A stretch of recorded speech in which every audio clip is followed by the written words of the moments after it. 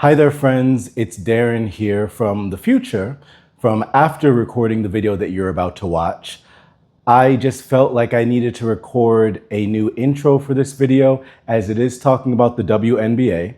And I just wanted to state that I actually recorded this video before a lot of the nonsense with Enes Kanter and his invasion of the safe space for women that is the WNBA. Before all of that went down and has become the massive news story that it is. I don't really cover this in the video. This video goes in a completely different direction. Had all of this gotten to the level that it is currently at, this probably would have been a very different video, but I just wanted to make this new intro and talk about the fact that I don't touch on this, even though it was kind of already going on. The Enes Kanter stuff has sort of blown up recently, and I don't address him. I think that is a video that is worth talking about in and of itself in a separate video from what I'm going to be speaking about in the video that you're about to watch. So it just didn't feel appropriate to post that video without putting something in front of it that showed an awareness. I just want to state that this channel will always be a safe space for women. It will be a safe space to discuss the WNBA and to discuss female athletes in general. So with that being said, let's go ahead and get into the video. We are talking about the WNBA today. Hello again, YouTube. I know that we're still getting to know each other. I have this new relationship with you all here on my YouTube channel. But one of the things that I wanted to tell you about is that I am a huge fan of sports. So I grew up playing sports. I grew up watching sports. I'm a huge DC sports fan. I love football. The Washington Redskins / Commanders / whatever you choose to call them will always have a special place in my heart. I love the Washington Capitals, our hockey team, when they're doing well. I love the Washington Nationals, our baseball team, when they're doing well as well.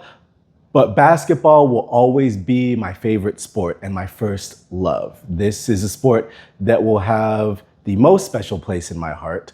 I'm a huge Washington Wizards fan. Judge me if you will, I don't care. But I'm also a huge Washington Mystics fan. I was there when they won the championship back in 2019. Still waiting on that championship parade, by the way.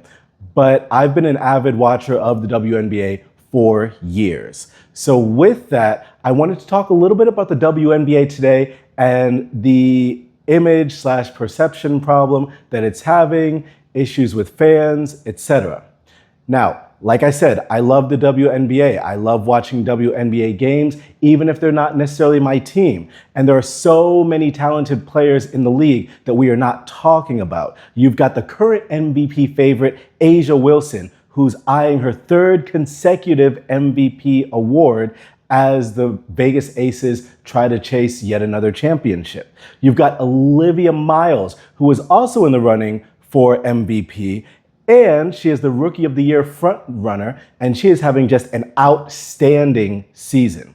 You've got Kelsey Mitchell, who is still on a WNBA record streak of 21 straight games of 20 points scored in a game.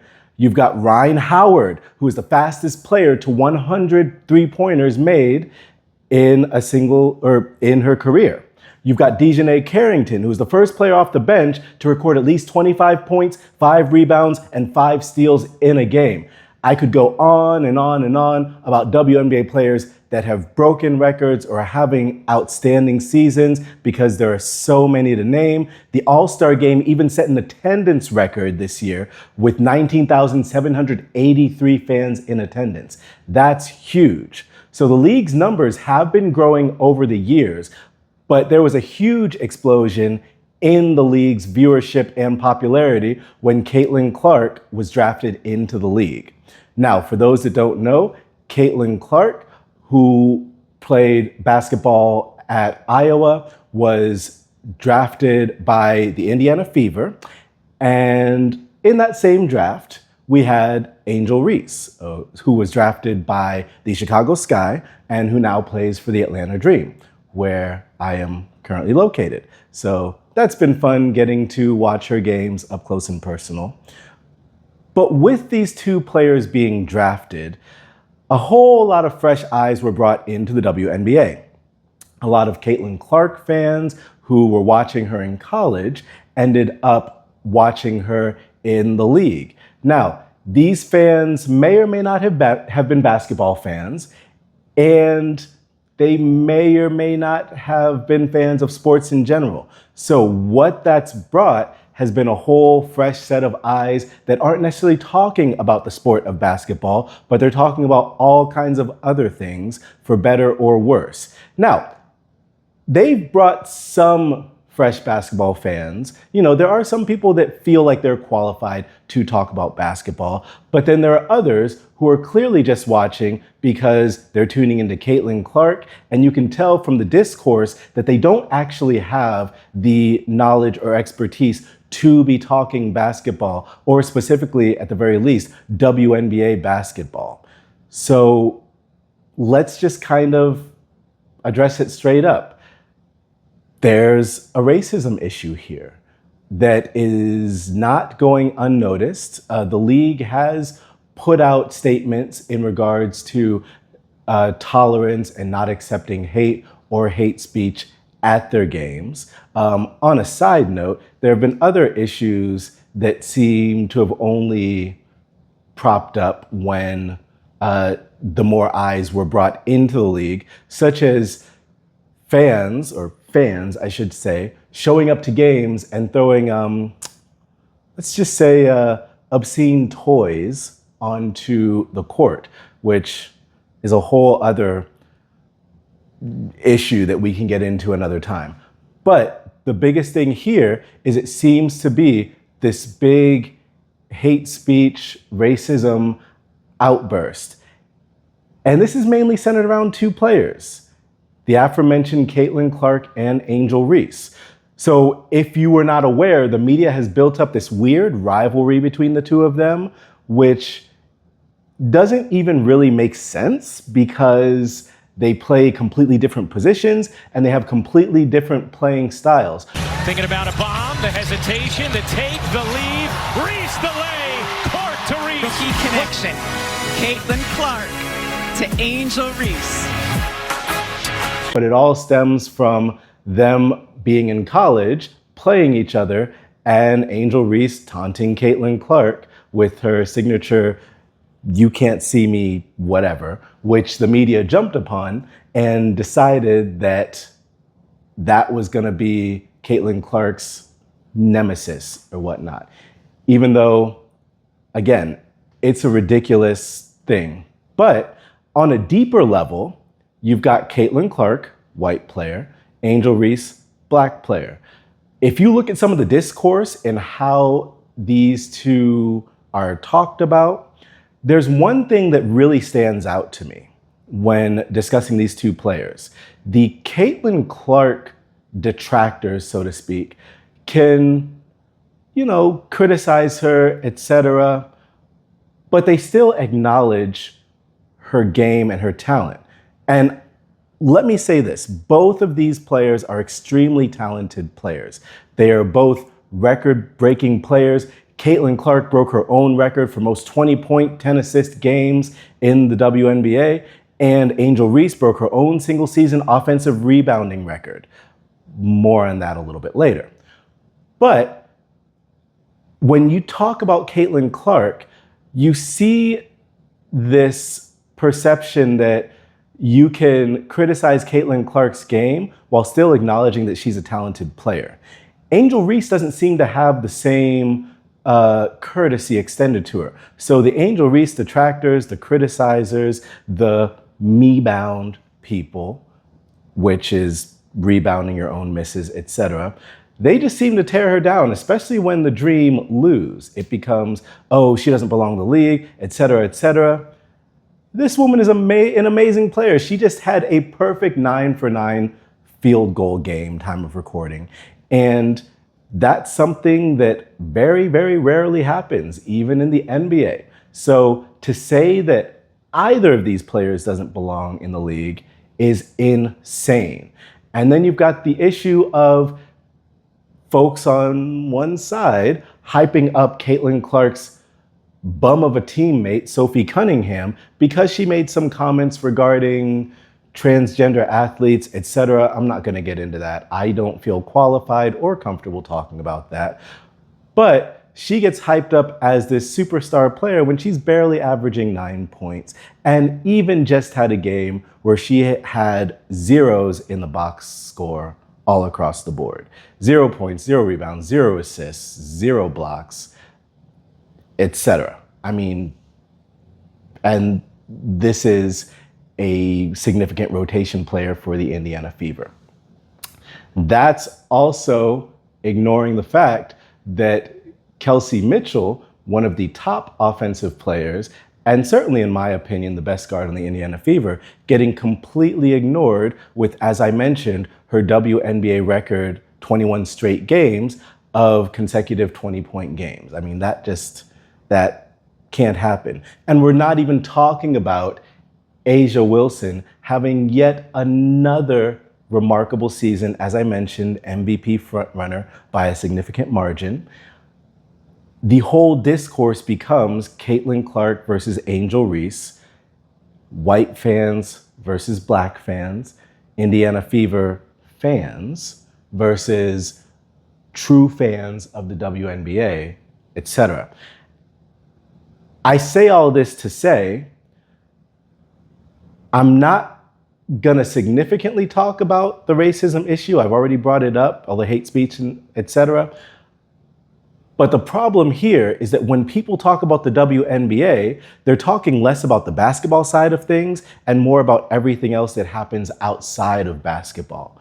Whether it's comments made by players about this or that, whether it's even criticizing the players' looks, like Dejanay Carrington, when she had an issue with Sophie Cunningham, when she's gone after the Fever, etc.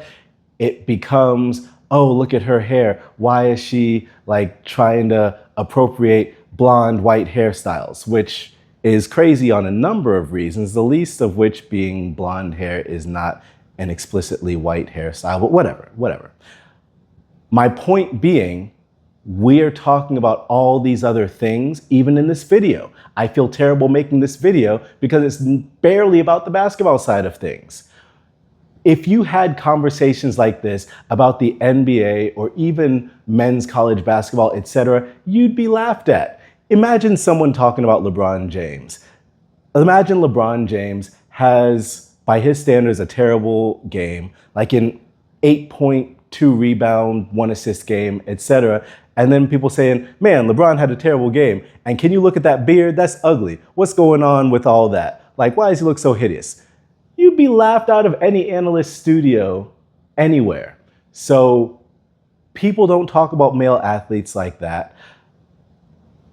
But in women's sports, the narrative becomes different. It never becomes just about the basketball. It becomes about the racism. It becomes about what fans are doing at the game. It becomes about just the players in regards to everything but what's happening on the court. And that's something that needs to change. So I'm making this quick video to appeal to fans of the WNBA, whether you are new fans or seasoned fans like myself.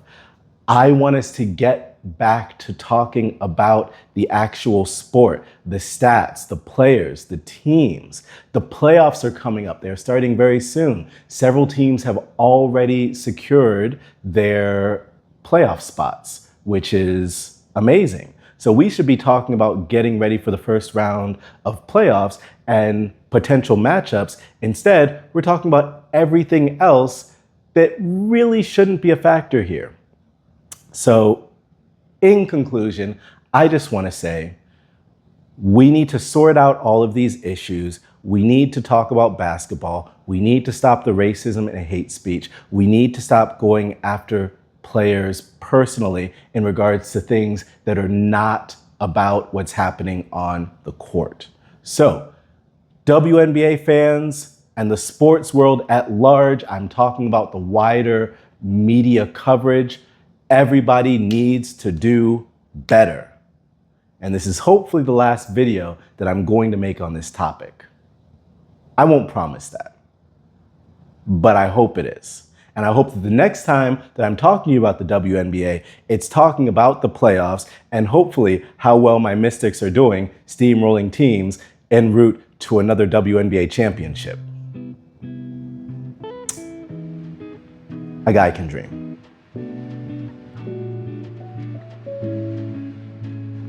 Thank you for watching my first foray into a sports video. I will have more videos about sports, about the WNBA, about the NBA and the NFL, because those are the sports that I feel most comfortable talking about, unless the Nationals or the Capitals have some magical run which leads to a championship or a potential championship, but that's not gonna happen. Anyway, yes, as sports start to kick off, time of recording, we're already in NFL preseason, so you might see some Washington Commanders related videos or some general NFL videos. As we get closer to the NBA season, you'll probably see some more of that. I'm very excited about my Wizards this year. We've got Trae Young, we've got AJ DeBontia, we've got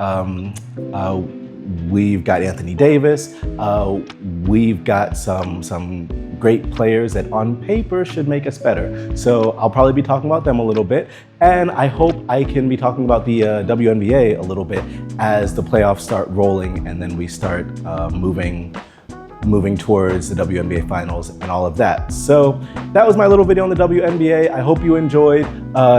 Feel free to leave comments, like, subscribe, do all those YouTube things. Feel free to follow me on my socials. If you want to chat, I will be checking the comments. We can chat in the comments, or you can message me on one of my social media platforms and talk to me there. But I look forward to talking to y'all soon. I'm trying to get these videos out at least one a week. And so I'm excited to get the next one out. And I'm excited for y'all to watch this when you do. So have a great day, week, weekend, month, year, century, decade, millennia, etc. And I will talk to y'all soon. Enjoy.